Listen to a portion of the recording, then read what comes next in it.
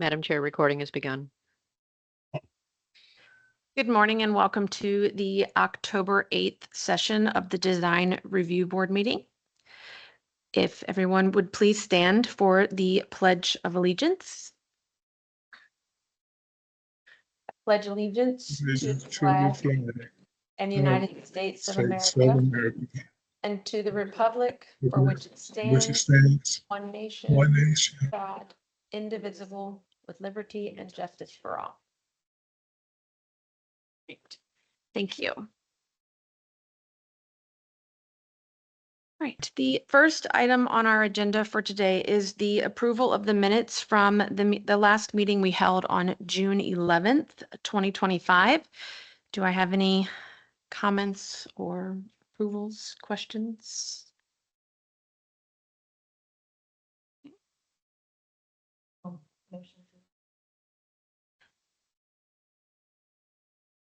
I second. Okay. All those in favor say aye.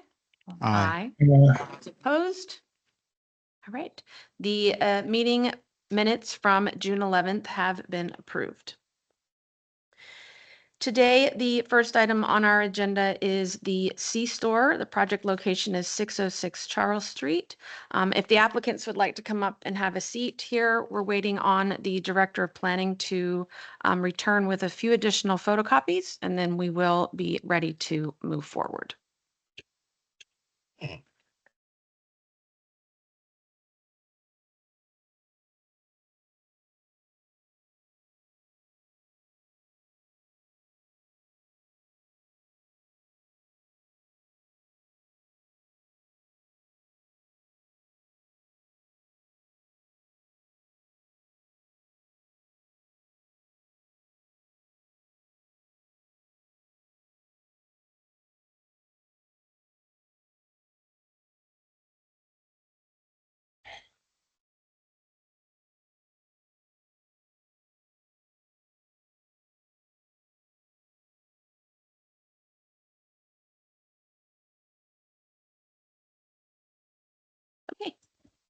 The C-Store project, if our applicants would like to introduce themselves, and then we will have the planning department give us a report. Do we call the meeting to order? Yes. Okay. Yes. Go ahead. State your name. Good morning, ma'am. My name is Khurshid Alam Jisan. I am the owner of Charles Street Tobacco. And Thank you. That's good. You're good. Now our Director of Planning will present a review and discussion. Okay, let's see if we're able to get the PowerPoint there. Okay, fabulous. Okay. Chair and members of the Design Review Board, good morning. So this is an application for DRB 04-2025. The request involves several components for the remodeling of an exterior building that exists at 606 Charles Street here in La Plata. It's being used right now as a tobacco store. The request is to construct a 1-inch by 8-inch wide building cornice along the front and side elevations of the building, to add a 1-inch by 4-inch high wall trim element along the front and side elevations of the building. Installation of 15 by 48-inch red vinyl shutters for the windows along the front building elevation. Installation of a new pewter gray 56-inch wide, 24-inch high by 36-inch deep metal awning over the entrance to the building along the front south elevation of the building. Installation of a 26.5 square foot wall sign for the business, C Street Tobacco. And finally, installation of a new downward directed LED floodlight on the roof of the building to provide lighting around the building and the parking lot for patron and employee safety and building security. With that in mind, we're going to give you a little bit of background about how we got here. Several months ago, the applicant had removed a mansard roof along that front south facing elevation facing Charles Street for the purpose of installing a new wall sign along the front south elevation of the building, because they were unable to place the sign along the front of the building without creating a roof sign. They removed the mansard roof without consultation with staff or the town, and subsequently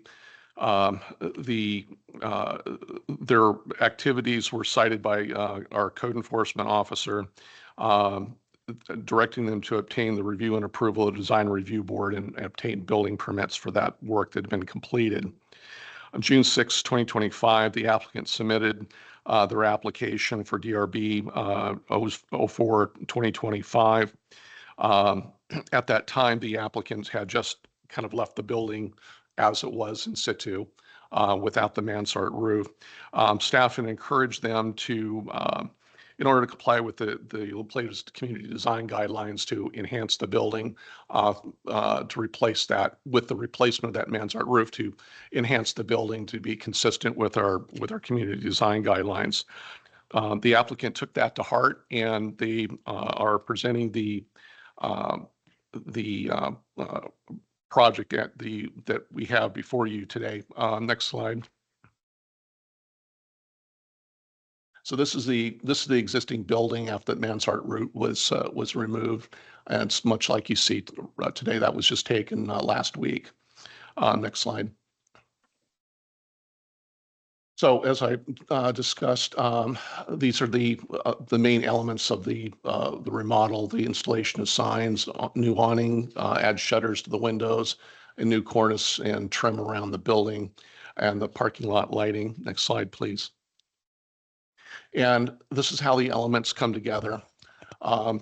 The applicant is submitted, and I just saw this morning, the details for the cornice that's before you. That's the 1 inch by 8 inch cornice molding at the top of the building, as well as the second page is the 1 inch by 4 inch by 8 inch trim around the fronts around the the front and sides of the building as well. You can see that the applicant has the red shutters along the front elevation, as well as the pewter gray metal awning over the front of the building. The building, although if you looking at this, you don't necessarily appreciate it, but when you actually look at the building is sort of a very modest colonial revival building. And so the applicant, and I say that because it has the lintel over the windows. There's some kind of faux coining along the side of the building, and the construction of the brick very plain. So the applicant and staff's suggestion was looking to add accents to the building to sort of help invigorate that modest colonial revival style, to keep consistent with the building's design intent. A couple things. The applicant's image on here does not show the two windows along that the west elevation of the building. That's the side that's looking at the left side of the building. Staff has proposed a couple condition to require that the shutters also be put on that side, because it does have a visible appearance along going east on Charles Street. So we felt that was an important addition. With regard to the metal awning, the awning definitely adds some fenestration to the movement to the building. However, staff originally saw a fabric canopy awning over, and the metal awning was something that staff saw as I was writing or my colleague was writing the report. Typically, you don't see a metal awning associated with colonial revival buildings. So this might be something that the design review board might want to discuss if this is appropriate or not. that meets the intent of the community design guidelines, or if the commission would prefer an alternative entry awning. The signage that's proposed does meet the La Plata sign ordinance, so staff has not identified any issues with that. It's a channel letters on a raceway with the red lettering as you see. And then the applicant has a lighting fixture that you see on the left corner of that image right there. It's a floodlight LED to provide, as I mentioned earlier, to provide additional lighting around the building for employee as well as patron safety and security of the building, which is not a bad thing to ensure the safety of the community. Staff has added, staff has provided several conditions of approval in attachment number 1. I won't go through those, but I'm happy to discuss any of those conditions if the commission or the board desires additional comments on the conditions and their purpose for them. Staff felt it was pretty straightforward. The applicant did receive a copy of the staff report and conditions. I have not, other than engaging in the hallway a little bit to make sure they got the conditions, we have not had a full discussion about the conditions to know how they feel about the specific conditions. So this is something that the board might want to ask the applicant to make sure that they understand the intent of the conditions, if they're satisfied with the conditions, and if the commission is satisfied with the conditions.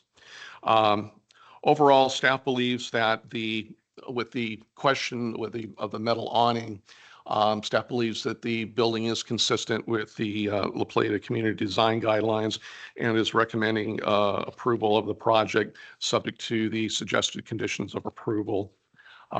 And that concludes my presentation, and happy to answer any questions.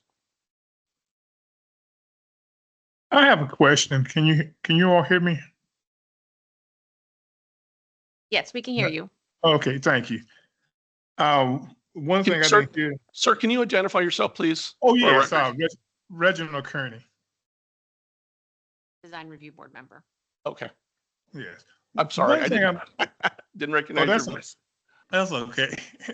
One thing I'm concerned about, I've noticed a lot of tobacco stores and they've got those flashing LED lights on the front and all that kind of stuff, which I really think takes away from the building.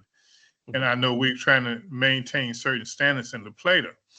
Will this store be following the same route of having LED lighting on the front of the building to kind of highlight it's a tobacco store? To answer your question, there's no specific LED lighting on the building. There is string lights along the front facade, and staff has discussed with the applicant previously, and there's a condition of approval that those lights be removed. It's condition 9 in your packet. The condition says the applicant shall permanently remove the lighting strings on the building prior to the issuance of any permits for the project for DRB 04-2025. I would anticipate with the removal of the string lights and these conditions that existing condition will no longer be an issue in the future. Thank you. Yes, sir. Questions? I have a question for the applicant. I'm assuming the reason you want the metal awning as opposed to another type is for durability purposes?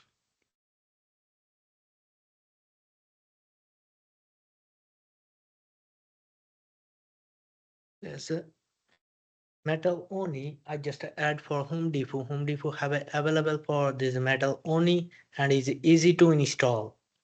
That's why I choose this metal only. Okay. And the only other question I have is, do you have any concern about changing out the metal awning to a fabric awning? No. Okay. I'm fine with the metal awning. I'm glad that the side windows will also have the shutters. I think that's necessary, but and the removal of the String lights. track lights. But I think it looks lovely. So I think it'll be a nice addition to the town. I don't see anything. And the exterior staying the color it currently is. Yes, right? ma'am. Yeah. Okay. Okay. It's an improvement over.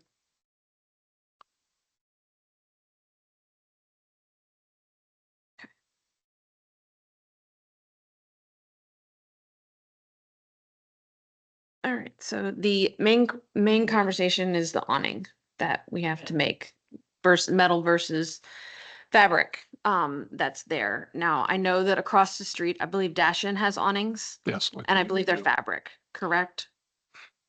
Fabric-esque looking. They're not solid metal. I believe that's the case. I don't mentally recall it visually, Yeah, I but don't I think they're believe solid metal. that sounds correct. Okay. That would be my only concern about doing a fully metal awning right across the street from another facility that has awnings with fabric per se, or design of that sort, because I think it's striped fabric. The gray, that is gray and white, that's in there. I mean, I think that, is that awning straight? Or is it kind of, No, is it around? it's just straight down, Yeah. just straight Yeah. at an angle? Because usually colonial, they gotta have like a little I know what you're talking. curve to it, you know, a little more Those are usually you see with the bay windows is correct, typically, yeah. something along, you know, copper roofing, you know, that type of thing that's there. Staff, just for the DRB's interest, staff did consider adding a hood to the front of the door, so projection out, but doing that would interfere with the placement of the sign, which is the original reason for For the it. change. So we've deferred this conversation to now. Well, if we want to, But I also don't think a fabric awning with scallop or anything fits No. a tobacco no, store. no, not at all. But if do something similar to Dash In, because that's just a straight, those are straight lines with a straight edge to it. Yeah, it's not anything. Looking at images of it, And that's fabric.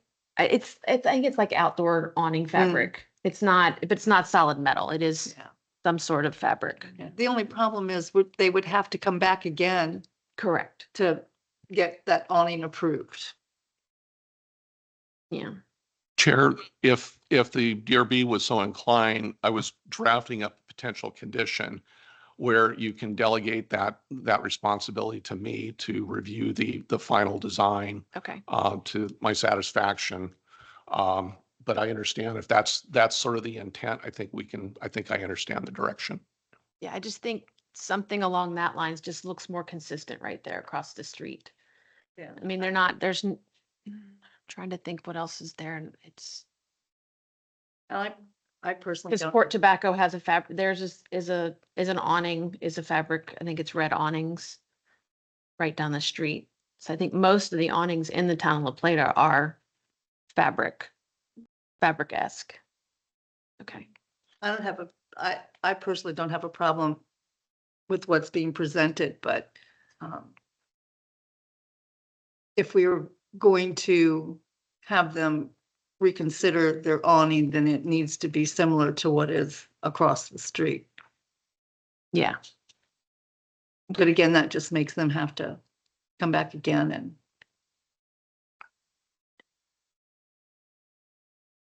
Okay.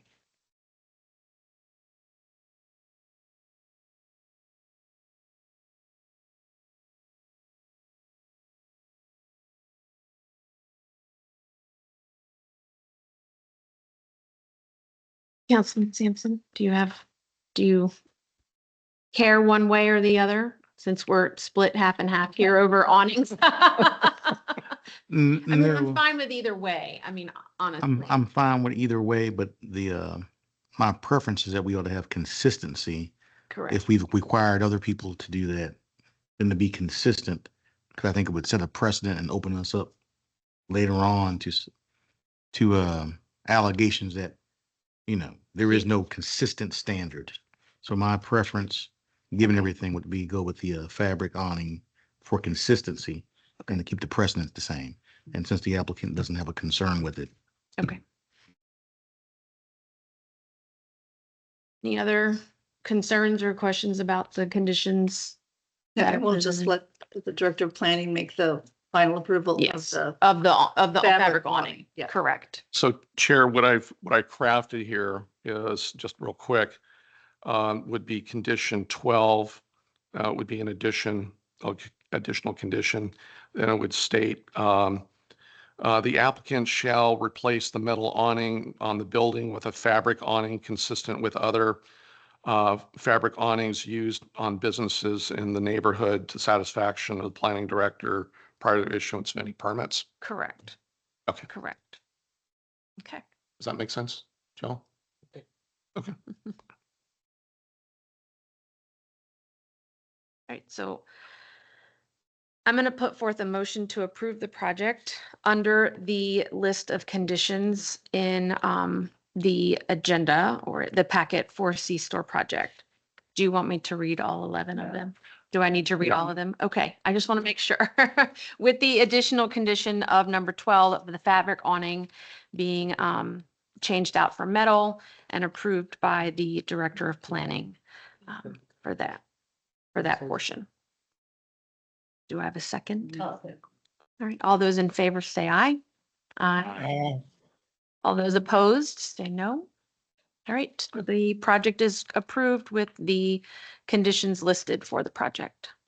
Okay. All right, thank you, gentlemen. Okay.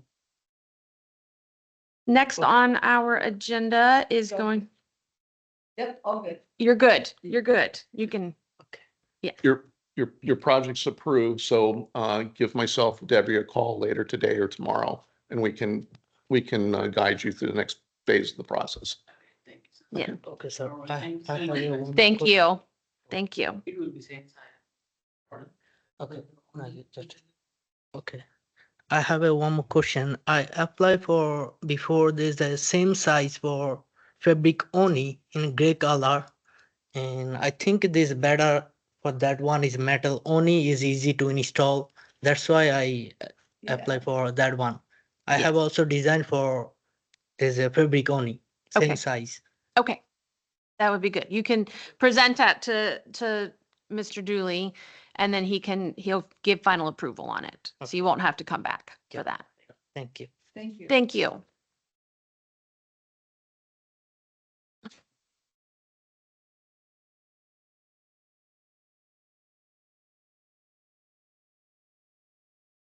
Right, the next item on our agenda is staff report.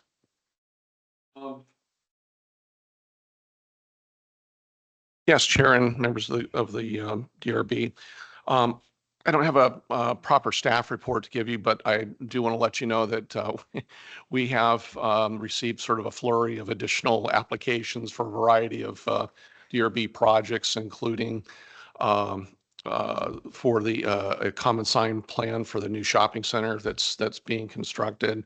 I also have an application that came in for the remodel of the shopping center where the Wendy's Yes. is. We also have a couple applications, or an application for an outdoor eating area for the Lido's Pizza out there. So we have, and then there's a couple other ones I fail to remember at the moment, but yeah, we have probably right now about 5-6 applications right now. Right at the moment, we're waiting the applicant to either resubmit or for us to provide incompleteness letters to identify additional information that we need. But I expect that in the next few meetings that you'll have plenty to do. Thank you. And next on our agenda is a town council report. Okay, first I'd like to congratulate Matt Norris. He's now the full-time police chief for La Plata. So that's good news. Next, we have coming up here shortly, meaning next 60 days, we'll begin working on the budget process for the town for the next fiscal year. So setting priorities for the town. And lastly, I'd like to thank Lucinda Anderson for the Fall Festival we had this past weekend. I thought that was a success, and I thought things went very well. That's all I have. Thank you so much. Any other comments or questions from the board? I'm gonna. It's okay. There you go. I do. I do have a concern. I've reached out to several town staff and council members, and I understand this is regarding at the property at the intersection of Washington Avenue and Hawthorne, the solar panels. I have no problem with solar panels and alternative energies. I think we need more of those.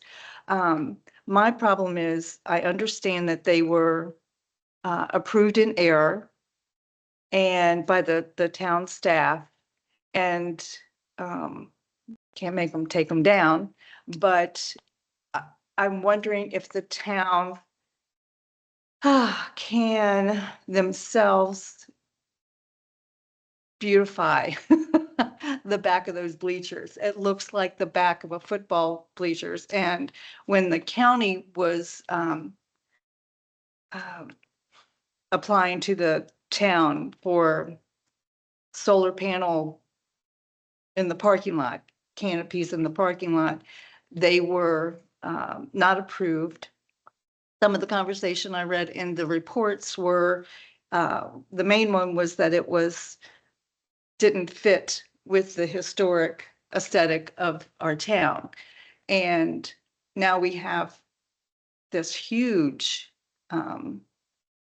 Personal home in a historic huge- area. yes, and unfortunately, it's right at that intersection. So it's seen, the back of it is seen by everybody. And that definitely isn't a historic aesthetic. So I'm wondering if the town has considered how they themselves, how the town could